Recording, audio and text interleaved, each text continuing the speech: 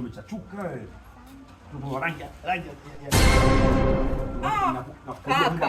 Kaka. Ndio maana baba analalamika, anasema koti yake yanachafuka ya suti. Toa koti hilo.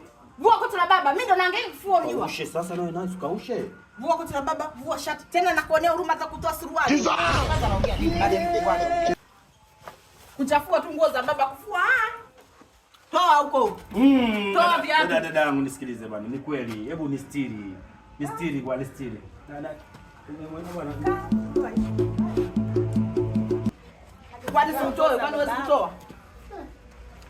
Kuvaa tu nguo za baba, kuzifua na ulete ile shati la baba, ulilete.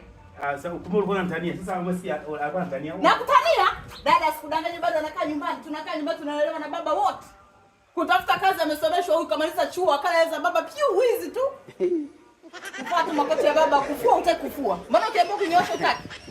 Kana nikakutoa mpaka hiyo suruali na viatu. Nakuonea tu huruma. Mezon. Hello. Afu usijaki.